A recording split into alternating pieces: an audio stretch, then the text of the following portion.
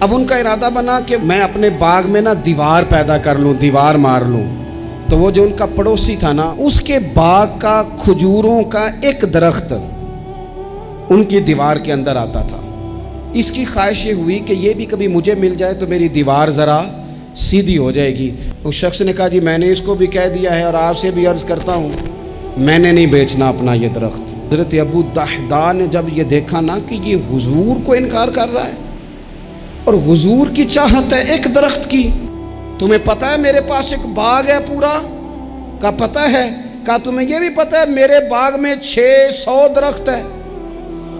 تمہیں یہ بھی خبر ہے کہ اس باغ میں میں نے گھر بنایا ہوا ہے؟ تمہیں یہ بھی پتہ ہے کہ میں نے اس میں بہترین کنویں سجائے ہیں؟ سارے شہر میں میرے باغ کی شہرت ہے۔ اس نے کہا تم کتنے پیسے لوگے باغ کے؟ کہنے لگا کوئی پیسہ نہیں لینا، تم میرا باغ رکھ لو اور ایک درخت دے دو جو مدینے والے رسول نے مانگا ہے۔ گھر آئے اور آ کے اپنی بیوی سے کہنے لگے ولی مانس بچوں سمیت جلدی جلدی باہر آ جا، میں نے باغ بیچ دیا۔ بیوی حیرت سے کہنے لگی یہ باغ بیچ دیا جس میں گھر تھا، کاروبار تھا، یہ بیچا؟ ایک عجیب روایت نظر سے گزرتی ہے کتب احادیث میں، جو بخاری مسلم کی شرطوں پر بھی اترتی ہے، صحیح ابن حبان میں موجود ہے۔ ایک صحابی ہیں حضرت ابو دحداء رضی اللہ تعالیٰ عنہ۔ ہوا پتہ کیا، مدینے میں ایک یتیم بچہ، بعض نے لکھا اور بعض نے لکھا ایک صحابی تھے، ان کا بھی کھجوروں کا باغ تھا اور ساتھ ایک اور کھجوروں کا باغ تھا۔ اب ان کا ارادہ بنا کہ میں اپنے باغ میں نا دیوار پیدا کر لوں، دیوار مار لوں۔ تو وہ جو ان کا پڑوسی تھا نا، اس کے باغ کا کھجوروں کا ایک درخت ان کی دیوار کے اندر آتا تھا۔ اس کی خواہش یہ ہوئی کہ یہ بھی کبھی مجھے مل جائے تو میری دیوار ذرا سیدھی ہو جائے گی۔ اس شخص سے کہا یار یہ میرے ہاتھ بیچ دے۔ کہنے لگا میں نے نہیں بیچنی، ایک درخت میں نے نہیں۔ بعض بندے اڑ جاتے ہیں نا جی۔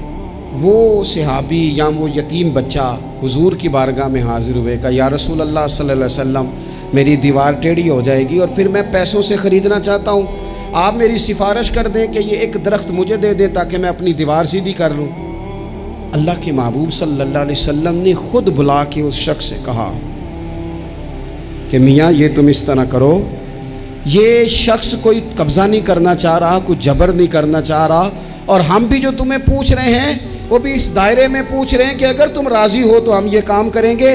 تم اس طرح کرو کہ تم اپنا ایک درخت اس کے ہاتھ بیچ دو تاکہ یہ اپنی دیوار سیدھی کر لے۔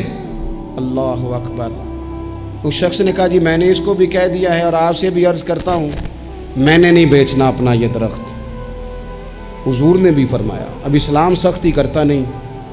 حضرت ابو دحداء نے جب یہ دیکھا نا کہ یہ حضور کو انکار کر رہا ہے اور حضور کی چاہت ہے ایک درخت کی، ابن حبان میں موجود ہے، دیگر کتب احادیث میں موجود ہے، حضرت ابو دحداء رضی اللہ تعالیٰ عنہ نے اس شخص کا بازو تھاما، سائیڈ پہ لے گئے، کہنے لگے اس کے ہاتھ نہیں بیچتا تو میرے ہاتھ بیچ دے، تمہیں پتہ ہے میرے پاس ایک باغ ہے پورا؟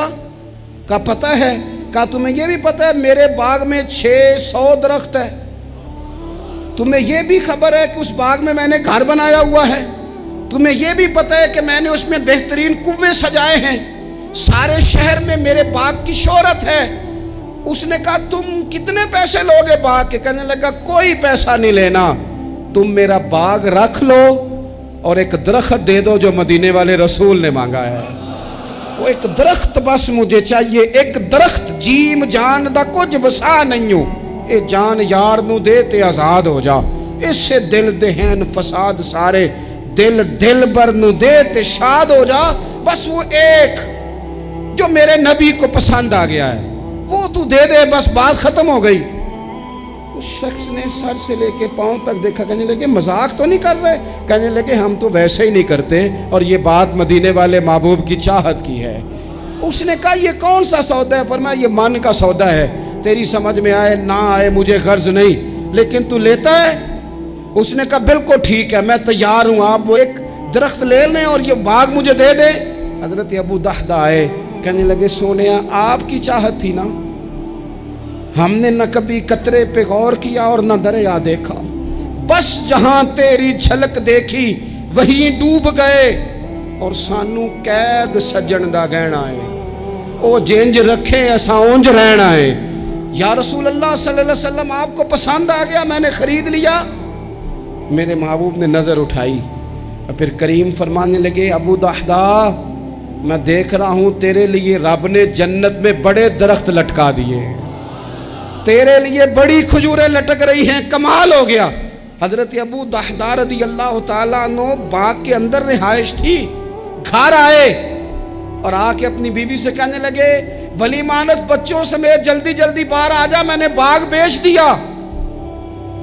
بیوی حیرت سے کہنے لگی یہ باغ بیچ دیا جس میں گھر تھا، کاروبار تھا، یہ بیچا؟ کہنے لگے پہلے سن تو صحیح، میں نے بیچا کس عوض ہے؟ کہا کس عوض بیچا ہے؟ کہا میں نے حضور کی رضا کے عوض بیچ دیا ہے، میں نے جنت خرید لی ہے حضور سے، میں نے باغ دے دیا ہے، میں نے جنت کے عوض خرید لیا۔ وہ خاتون بھی صحابیہ تھی، بچے لے کے جلدی سے باہر آئیں اور میاں بیوی نے بچوں کی جیبوں میں جو کھجوریں تھیں وہ بھی نکال کے باغ میں پھینک دی۔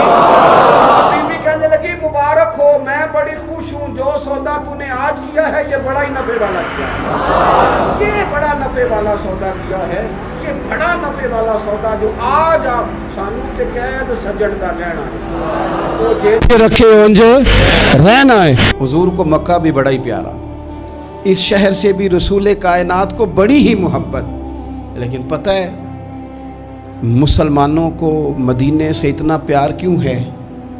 یہ محبت ذاتی نہیں، یہ بھی خدائی ہے، یہ نہ اللہ کی دی ہوئی ہے، مالک کی عطا ہے۔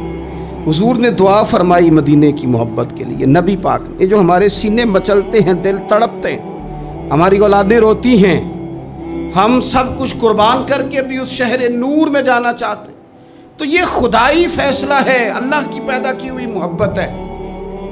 حضرت سیدہ عائشہ صدیقہ رضی اللہ تعالیٰ عنہ فرماتی ہیں، بخاری مسلم میں موجود ہے، فرماتی ہیں جب رسول پاک صلی اللہ علیہ وسلم مدینہ تشریف لائے تو حضرت ابو بکر صدیق رضی اللہ تعالیٰ عنہ اور حضرت بلال حبشی رضی اللہ تعالیٰ عنہ کو نا بخار ہو گیا، تو فرماتی ہیں چونکہ دونوں کو بخار تھا تو ایک روایت میں تو یوں بھی ہے کہ حضرت بلال نا مکے کے فراق میں شعر بھی پڑھتے تھے۔ انسان اپنے علاقے سے پیار کرتا ہے نا، تو مکہ مکرمہ کے فراق میں، جدائی میں اشعار بھی کہتے تھے۔ حضرت عائشہ صدیقہ رضی اللہ تعالیٰ عنہ کہتی ہیں اور دونوں کا بخار کا حال مجھے معلوم ہوا تو میں حضور کی بارگاہ میں گئی، میں نے عرض کی یا رسول اللہ صلی اللہ تعالیٰ علیہ وسلم جناب صدیق اکبر کو بھی بخار ہے، سیدنا بلال حبشی کو بھی، میرے دوستو چاہیے تو یہ نا کہ بیماری کی اطلاع ملے تو شفا کی دعا ہو، پر کریم محبوب دلوں کے حال جانتے ہیں نا۔ حضور نے کیا دعا فرمائی، کہا اے اللہ جس طرح ہمیں مکے سے محبت تھی نا، اسی طرح ہمیں مدینے کی محبت دے دے، بلکہ ہمارے دلوں میں مدینے کی محبت مکے سے بھی زیادہ فرما دے۔ یہ دعا حضور نے مانگی تو مومنوں کے دلوں میں پیار ہے مدینے کا، یہ نبی پاک نے مانگا اللہ سے، دلوں میں پیار ہے، دل کھچے چلے جاتے ہیں جنہوں ویک کے ٹھر دیاں اکھیاں نے، جنہوں ویک کے ٹھر دا سینہ ہے، ربا تیری ساری خدائی ہے پر ایک کی تے شہر مدینہ ہے، ربا تیری ساری خدائی چ ایک کی تے شہر مدینہ ہے، تیری ساری خدائی چ ایک کی تے شہر، جنہوں ویک کے ٹھر دیاں اکھیاں نے، جنہوں ویک کے ٹھر دا سینہ ہے، ربا تیری ساری خدائی چ ایک کی تے شہر مدینہ ہے۔ رسول پاک صلی اللہ علیہ وسلم نے دعا فرمائی اللہ ہمارے دلوں میں مدینے کی محبت پیدا فرما دے، اور پھر فرمائے اے اللہ مدینے کو صحت مند شہر بنا دے، اور فرمائے اس بخار کو نا یہاں سے منتقل کر دے، جوفا کی طرف بھیج دے، اس بخار کو نکال دے، اس کو صحت مند۔ یہ کچھ دن پہلے نا عالمی ادارہ صحت نے رپورٹ جاری کی، یہ عالمی ادارہ صحت نے دنیا کے سارے شہروں میں صحت کے لحاظ سے سب سے زیادہ بہترین شہر رسول ہے، مدینہ منورہ ہے، مدینہ منورہ ہے۔ ہم عالمی ادارہ صحت والوں سے کہتے ہیں تم رپورٹ نہ بھی نہ جاری کرتے، تم نے تو آج رپورٹ جاری کی ہے نا، تو یہ رپورٹ تو فرشتوں نے پہلے بنا لی تھی، اس لیے کہ حضور نے دعا کی تھی اللہ مدینے کو صحت والا شہر بنا دے۔ وہاں تو بڑے بڑے بیمار جا کے ٹھیک ہو جاتے ہیں، بڑے بڑے کمزور جا کے تندرست ہو جاتے ہیں، بڑے بڑے بوڑھے جا کے لگتا ہے توانا ہو گئے۔ وہ تو شہر ہے کہ کیا باتیں ہیں اس شہر کی.